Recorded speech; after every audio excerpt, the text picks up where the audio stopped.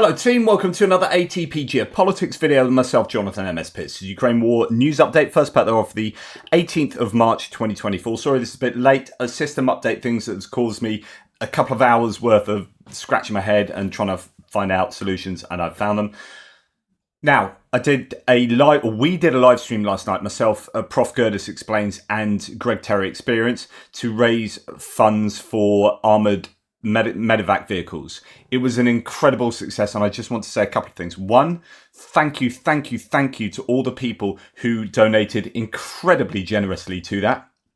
Thank you to all the people who donated, who I didn't get to read out their names or didn't even know their names, people who did it on the back channels or wherever.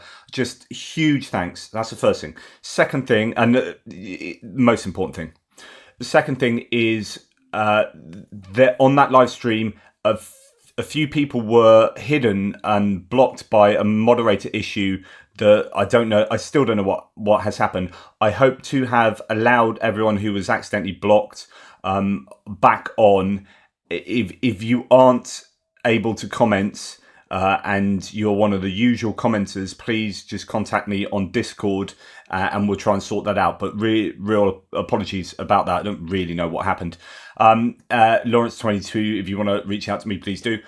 Now, again, just huge thanks for the generosity shown there. We'll move on, but I will return to that in future videos because it's an ongoing thing, so thank you. Right, Ukrainian general staff figures for the Russian losses for the day before, all the usual caveats apply. You can find them in the description to the video below. Some very high numbers in a couple of these categories. So 810 personnel lost is pretty good for the Ukrainians, not the highest that we've seen, but still well over the daily average for the whole of the war. Then we have 19 tanks. That's a really heavy loss in tank terms. 17 APVs, 34 artillery systems. That is high. Then we have 68 vehicles and fuel tanks. Incredibly high number in that category there. And we have seen recently a couple of days of figures over 70 in the vehicles and fuel tanks category, but that's just a huge number, 68, and 8 pieces of special equipment. So a lot for the Russians to think about in terms of their losses over the last 24 hours. Again, always the question, what were the Ukrainian losses and was the ratio advantageous to the Ukrainians? Well, in terms of what Andrew Perpetua has found and his team on the socials and counting up the losses, we have a ratio that's about 3-1 maybe, Russian to Ukrainian losses. So that's a fairly good loss ratio for the Ukrainians. They have a Mi-24 helicopter that I think is one that was shot down near the northern border. It's initially reported to be a Black Hawk helicopter, which is what the special forces operate or can operate there. I think they've got at least one of them, the Ukrainians, possibly more though. And yeah, initially reported to be a Black Hawk, then revised to being a Mi-24V, a Hind helicopter. A Bat-2 engineering vehicle, we've got footage of that. Drone, not really interested in that one so much. 2 boats, couple of tanks, M113. So, you know, fairly low level, low value stuff apart from that helicopter and the Bat-2 at the top. Everything else is pretty normal. And yeah, the question would be how many people were on board that Mi helicopter, not just crew, but those it was carrying. And then for the Russians, there's an ancient Mi-8 helicopter added to that. That's the one that was taken out in Transnistria. Still various claims about who was responsible for that and why. Many people saying that it only makes sense to be a Russian false flag operation because that's been sat there for 20 years untouched. It's got broken windows, hasn't moved. But it had these HD camera angles on it from multiple angles, and as soon as it was blown up, that was on the socials. So you're like, that's interesting. That looks like that was Russians doing that. Then Greg said that he had reference to someone saying it was them, but I don't know. I don't know whether that was just a Ukrainian making that claim, seeing the video, saying, yeah, we've done that, that's awesome, because they think it's a good thing. But actually, when you look at it, it's not a high value target to have taken out, and it only really makes sense given what could come as a result of that. It only makes sense if it was the Russians, as far as I'm concerned. But I could be wrong on that for sure. Surveillance, a couple of surveillance and comms pieces of equipment, some artillery pieces, and a couple of T-80 tanks, a number of infantry fighting vehicles. The Russians are losing just phenomenal amounts of IFVs, as according to confirmed visual loss data. Just every day they're being smacked in the IFV category. A number of APCs, truck, and some civilian stuff as well. So just another day of a large mass of Russian equipment, but you could argue that that Bat-2 is pretty useful, and the Mi-24 very much so for the Ukrainians. Now, there are also claims to the losses that have happened north of the border. These are Russian losses in the Belgorod and Kursk regions, as according to the Legion Freedom of Russia. Take all of these with a pinch of salt, of course. They are claiming one T-80 tank, a T-72 tank, some BMPs, BM-21 Grad, that's multiple launch rocket system, some pieces of artillery. I don't know, that's a TOS 2, is it? That piece. Another Grad there, Carnation, which is a type of artillery, I think. Electronic warfare system, armoured vehicles, 20 units of automotive equipment. So it's just a list of all sorts of stuff here. Irretrievable losses, 613 military personnel. Sanitary losses, don't really know, that's a Google Translate, 829. So that I presume that's like lightly injured compared to heavily injured. And then they've captured 27. Now, absolutely cannot speak to the accuracy of that list, although we have seen a number of bits of equipment taken out. So the Grad is confirmed, at least one of the tanks is confirmed, BMP, MTLB. So we have pretty much seen a number of those. So yeah. Okay. Reports from Ukraine's border guards that 6 Russian soldiers have died trying to cross in the Chernihiv region. These deep reconnaissance groups trying to get across, do some sabotage activity, but one Russian group getting taken out there by a minefield and then finished off by mortar fire, according to Tim White. Now, talking about the loss of equipment, there's a really good thread here. This is a thread by John P. on Russian AFVs in storage. As you can all guess, the final thread is on BMP. So he's done previous threads, which I might go and look back at in terms of tanks and artillery and whatnot. But here is a BMP thread. Now, quite often when I post figures like this, either people who are somewhat just naturally skeptical or pro-Russians will say, this can't be true. These stats can't be true, because if this had happened on a daily basis, like the General Staff are claiming, then they would just have no vehicles left. And then you kind of answer, well, actually it is kind of at least somewhat happening, because here are the visually confirmed losses that are uncontestable, because each of these have their own URL to evidence the destruction or damage of that vehicle, etc., etc., etc. But the idea still maintains that the Russians just can't be losing that much, because that they would be completely defeated if that's the case. But people don't understand quite how much equipment the Russians have in storage, and have had over like decades and decades since these vehicles first came to be. Like the BMP ones were 60 odd years ago plus. Okay, so these two guys found 5,766 BMPs of all kinds in storage before the war. So before the war started, and they had all the ones that they were using. But interestingly, here's a really important point to note. They also had, so they're the ones the army were using, are the ones that were in army bases in general, not in like deep storage. But then they also had stuff like the Rosgvardia were using, and then the emergency services, and all these different components of the Russian, I guess, government, really, the Russian state. They use APCs and IFVs all over the shop. And so when the war started, and the Russian armies and to some extent the Rosgvardia at the beginning of the war were losing bits of kit, they could draw from all sorts of places before going to deep storage, and are probably still doing that to some extent, as well as drawing from their own kind of army active supplies. Then it's a case of going to these deep storage fields and fields of equipment, and then taking the ones that could easily be fixed up, a bit of T-cut, buffered up, and then it is onto the front line. And then you're going into deeper maintenance being needed to be done, and then like fundamental rebuilds, so on and so forth. But the fact that they had 5,766 of these in all kinds of storage before the war is quite incredible, as well as another 800, almost 900 BMPs in BTRZs. So add these all together, and well over 1,000 BMPs were little more than broken hulls, clearly only useful for spare parts donors. So there's going to be this whole range of stuff, as mentioned, the ones that need a little buffing off to the ones that really can't be used at all, and can only be cannibalized for like certain parts of them.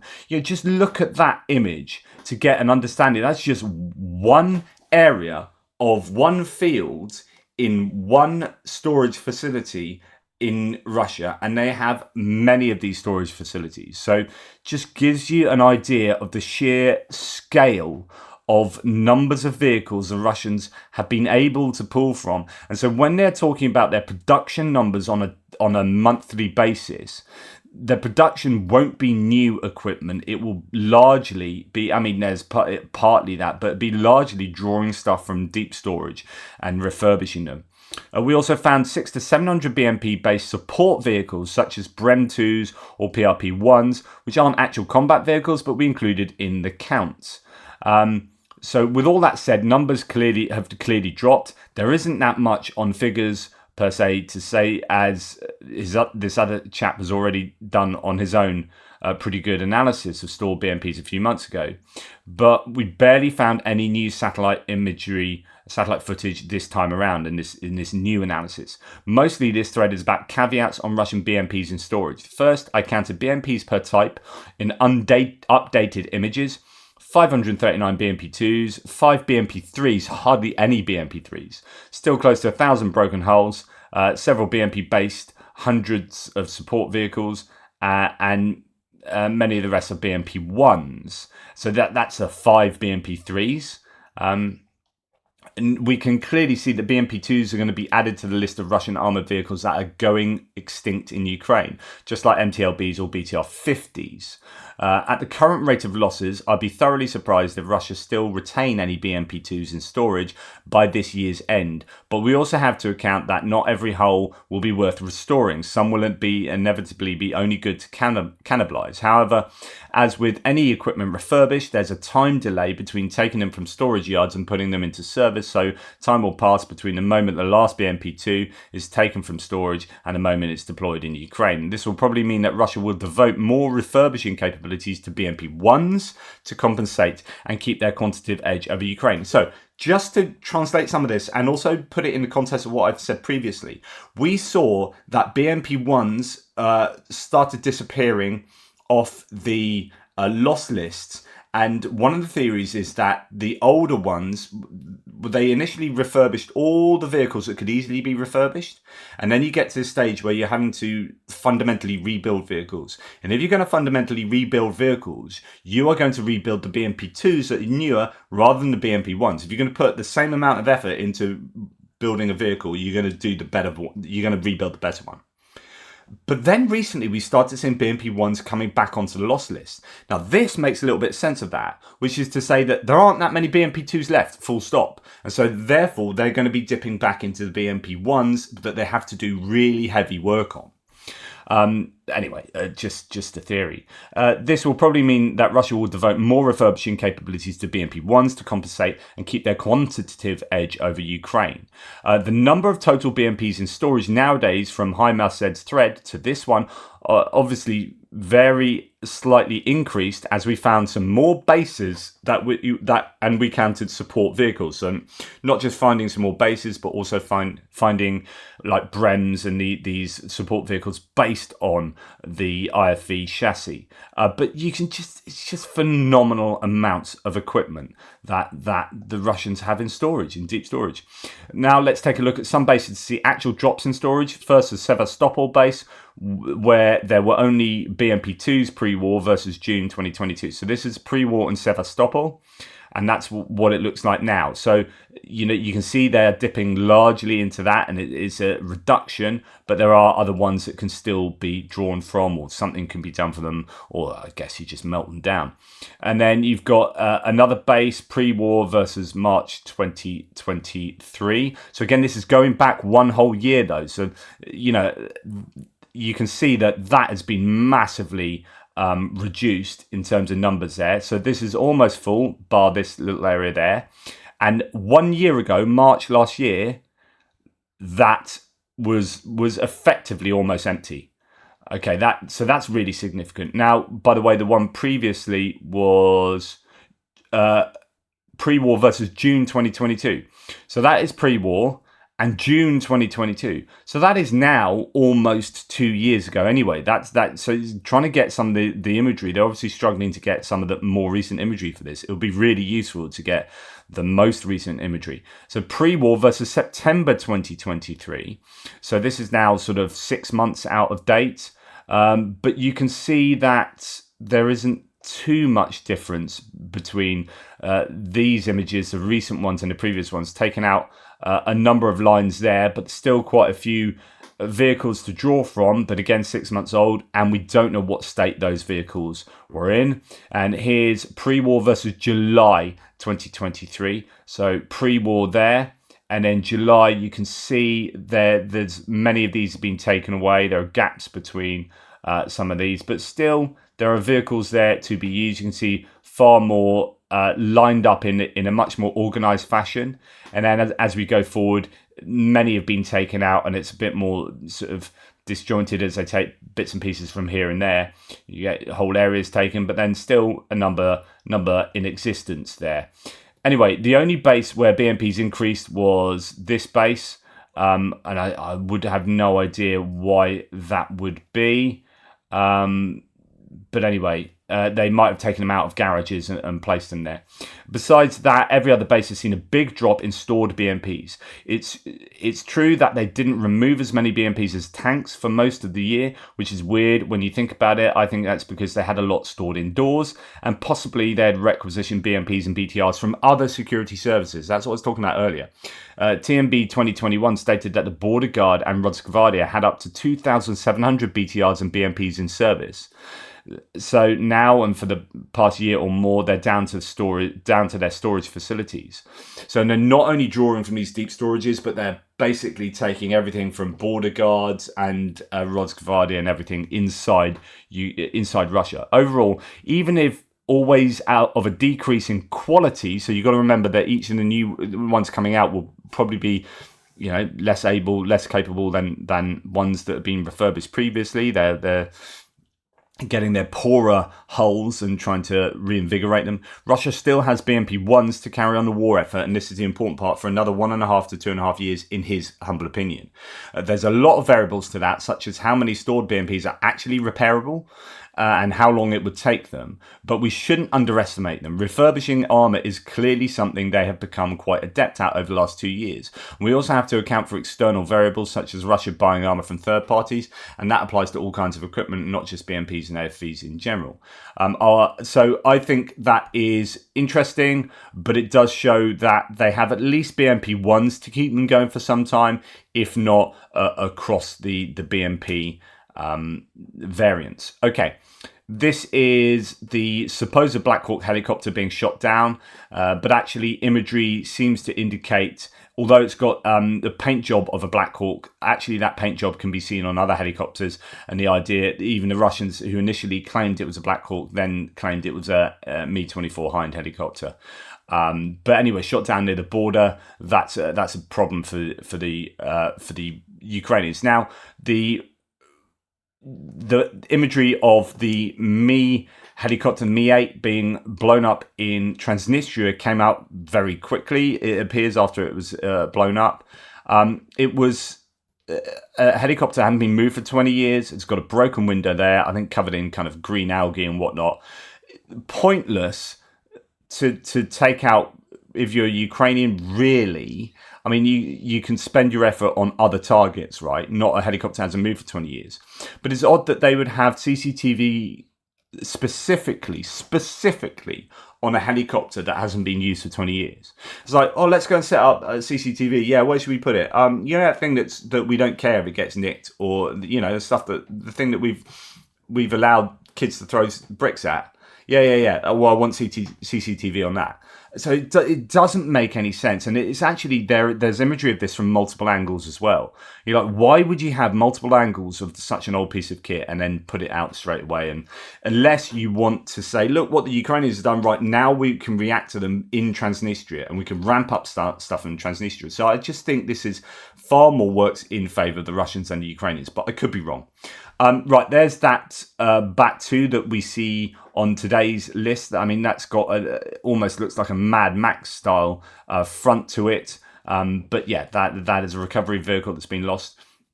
Now, I spoke to Daniela from Tochny on a live stream on Friday. It's so worth checking out. If you haven't seen a Friday live stream, it's not like time sensitive. Like, go and check it out. It's really, really good. He's actually added some data to it that's even more favourable to Ukraine, and this is significant. So this is about first-person view drone usage. Latest update, I've decided to enhance our understanding of the situation by introducing a couple of graphs. As we're currently in the middle of the month, it's noteworthy that Ukrainian forces have shown remarkable performance compared to the Russians. Surprisingly, the Russians are lagging behind in both metrics, particularly in strikes on infantry and vehicles. So caveat one is that it's halfway through the month. It's not a complete month, but it shouldn't really matter whether you're halfway through the month. You're just getting data in all the time. It's not like the Russians go, oh, it's got to the 29th. Let's make sure that we've updated all that stuff. Just happens as and when. But do bear that in mind. The unexpected turn of events is particularly striking in the infantry category, where significant parity has typically been observed between the two sides, barring exceptions of that of February 2024. If the current trend persists, it will become increasingly apparent that these discrepancies are likely attributed to Russian challenges in deploying an adequate number of drones. Right, this is huge. As according to this data, it looks at the moment in this month like the Ukrainians are getting a significant advantage in FPV drones. Not necessarily nighttime drones, nocturnal drones, but FPV drones. So these are strikes on infantry, where we were worried back in December because the Russians started gaining on strikes on infantry. Then in January, it was all good news because there's parity. Then February, the Ukrainians overtook the Russians significantly, and now in the middle of the March, they are over double what the Russians have in terms of FPV strikes on infantry. So that is massively significant. Then when we look at strikes on vehicles, we have this advantage that the Ukrainians have had right throughout the time it's been measured, and that's because primarily the Russians use a lot more vehicles than Ukrainians. Ukrainians are onto this, and they use their vehicles very sparingly. Well, it seems that this month is even better. Now, I would argue that's because really there are no vectors of the Ukrainian attack. You've got Krinky, maybe, but there's no equipment being used at Krinky. So basically, every area where the Ukrainians are using stuff, they're predominantly defending by artillery and infantry. And of course, with a lack of artillery and ammunition, that caused the Russians to be able to advance. They occasionally use Bradleys, and they use them very effectively and then get them out. So they are losing the occasional Bradley, but they're using them in a kind of hit and run and really well. So what that means is that the Russians are unable to take out many Ukrainian vehicles, and Ukrainians are on course to have a really successful month again in taking out Russian vehicles. I mean, it's looked very good. Apart from December, there was a slight dip, but still very favourable to the Ukrainians. And then since December, it seems that the Ukrainians have really ramped up. And I would suggest they've ramped up drone procurement by making drones themselves, and a mass of them, but also procuring a lot of drones from abroad as well. Data on positions also shows a change, currently in favour of the Ukrainian forces. Looking back, it's incredible to see such a shift, especially considering their relatively defensive posture. Super important. While the data is partial and subject to potential drastic changes, examining previous statistics reveals that this aligns with the overall trend. Trenches are the most frequently targeted positions, accounting for a staggering 70% of total strikes. Now, this is huge because Russia have struck positions more than the Ukrainians. They have used drones very effectively against Ukrainian buildings and trenches. Right? Or 70% of this data here, though, refers to trenches. And Russians have been more successful in hitting Ukrainians. Ukrainians have been concentrating more on troops and vehicles, the Russians concentrating more on positions. But even here, if this trend continues from this month of March, where we're what, maybe 2/3 of the way through, just over halfway through, we will see Ukraine smash Russia in terms of hits on positions, where they've had to reverse a significant deficit. Certainly in January, then in February, 900 to 806, and now they're a couple hundred ahead of the Russians already. This is honestly really, really important.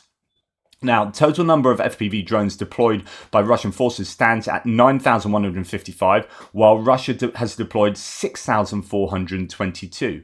That is a massive difference there. This growing gap between the two sides indicates a clear shortage of drones. So basically, if you look at the gap between, this is a best fit line, so be wary of that. There's a smallish gap between Ukrainians and Russians there. In other words, the Russians look to be catching up. Then it grew a little bit in January. And then February grew a little bit more, just a tad more. And then that's what it is already in March. So you can imagine it's going to grow even more. So this growing gap between the two sides indicates a clear shortage of drones, regardless of the underlying reasons. Efforts to validate the data as quadratic have yielded no signs of deviation. Additionally, partial results not factored into defeat are already consistent with past months, affirming the ongoing high level of drone utilization. In this new graph, I've incorporated the disparity between Ukrainian and Russian strikes each month. There's a noticeable uptick in October 2023, followed by a gradual decline until December 2023. However, from that point forward, so that was when, one would imagine the Ukrainians said, right, we are going to go mental on drones. We're going to make loads of drones. We're going to get drones to the front line. We're going to use them in these ways, and we're going to use them more and better than the Russians are, thermal notwithstanding. However, from that point onward, the disparity in drone strikes between Russia and Ukraine has consistently widened in favour of Ukrainian forces.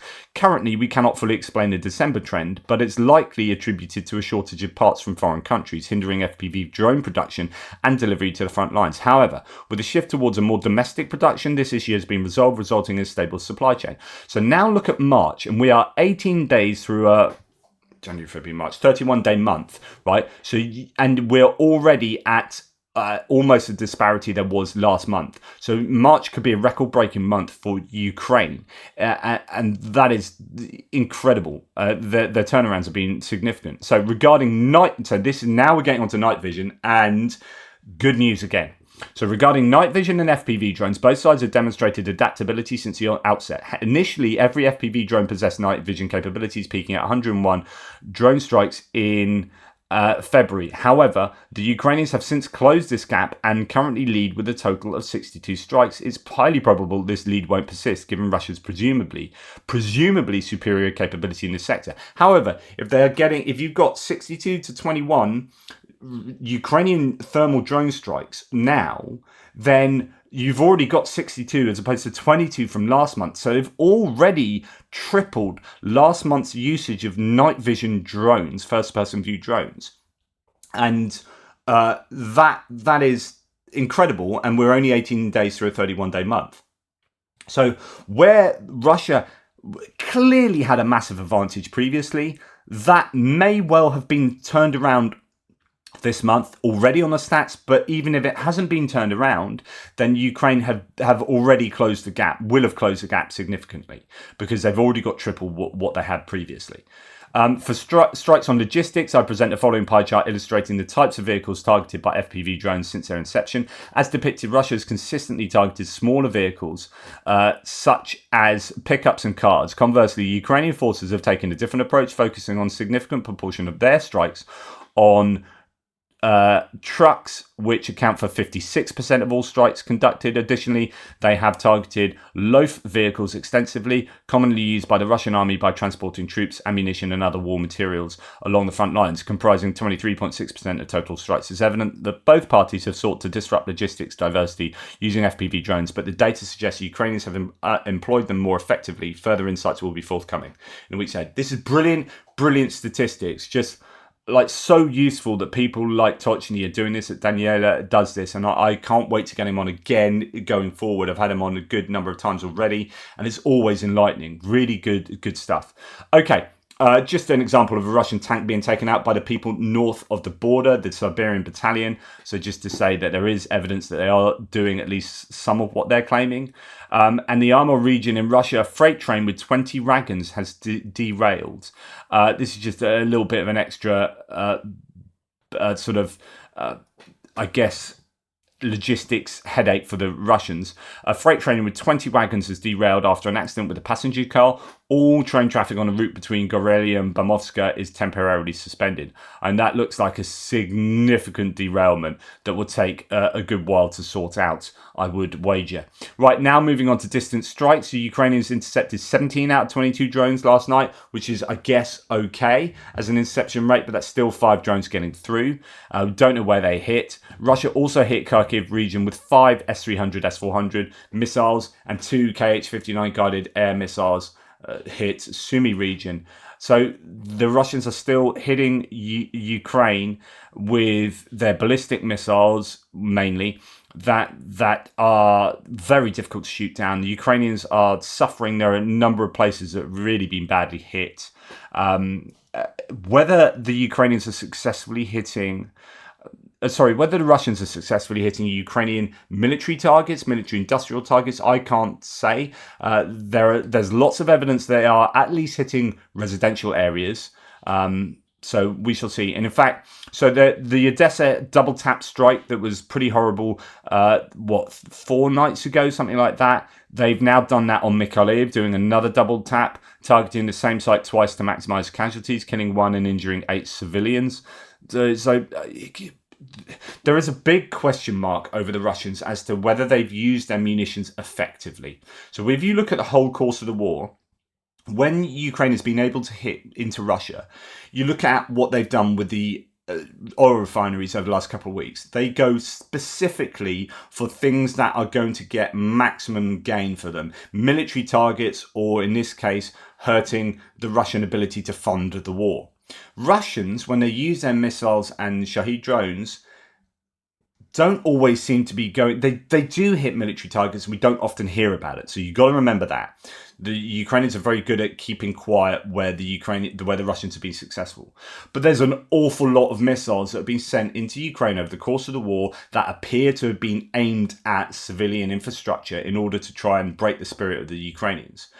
And the couple of problems there: 1, it failed, and 2, it then means that they don't have the missiles to shoot at genuine Ukrainian military targets.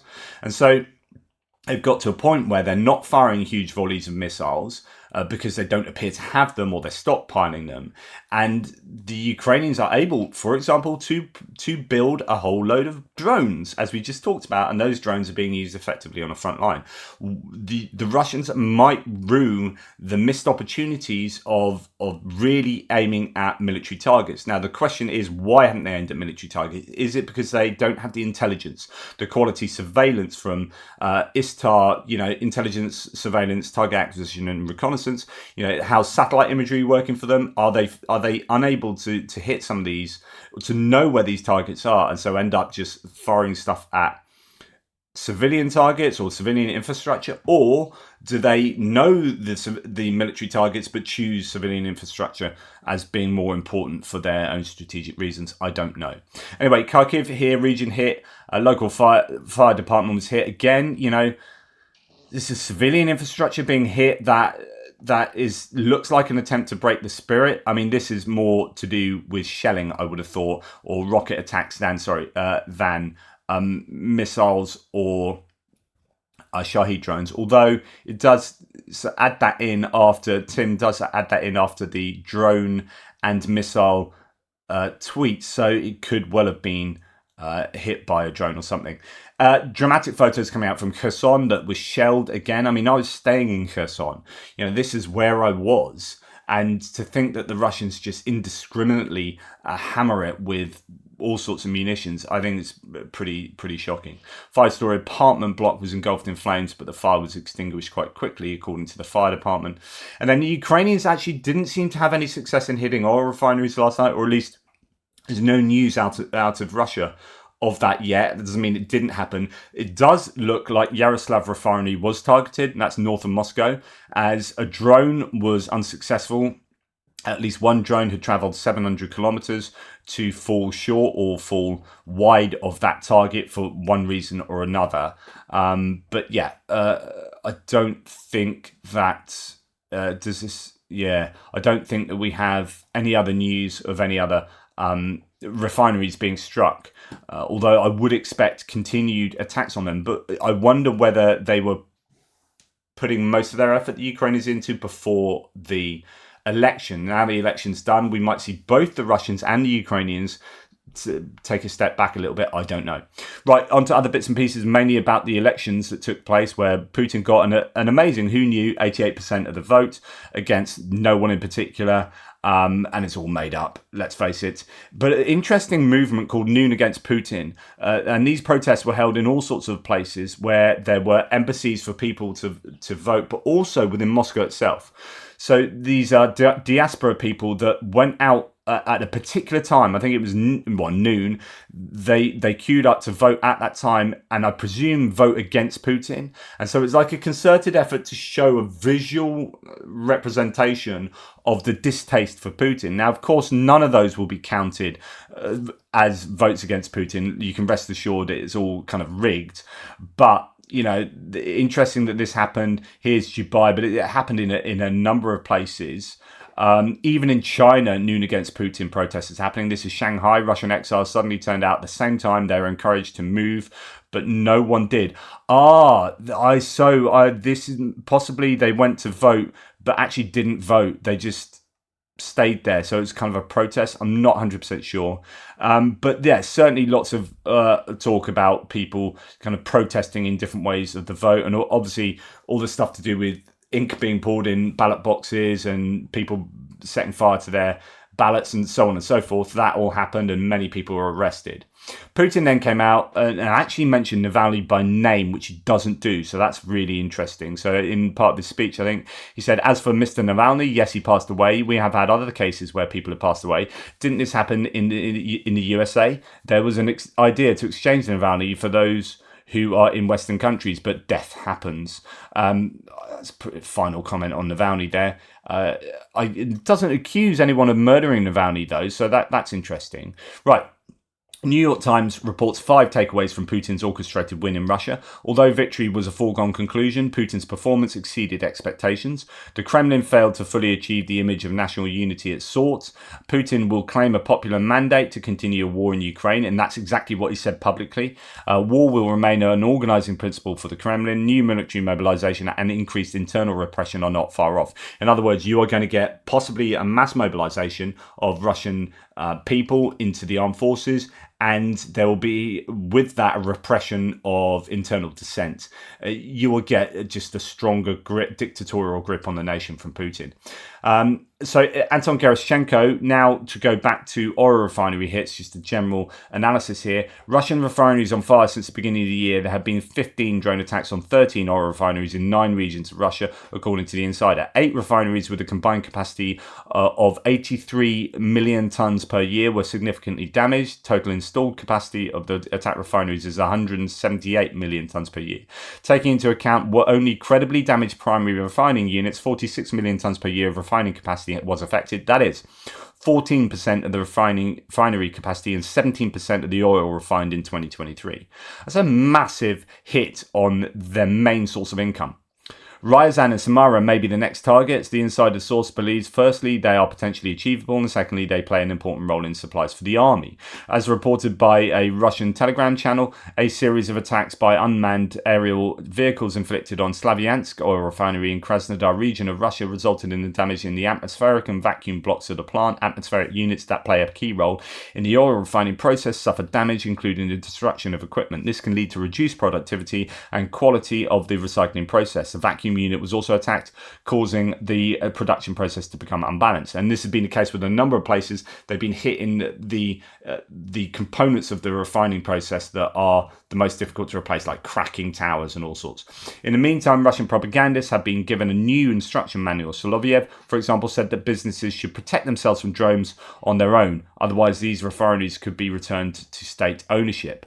Interesting. So this could be a way of Russia taking back their hydrocarbon industry from the oligarchs into state ownership to get further onto a war footing. Fascinating. Of course, I've talked to you about their lack of ability to protect these refineries because they just don't have enough air defense systems to cover such a vast area of a huge country.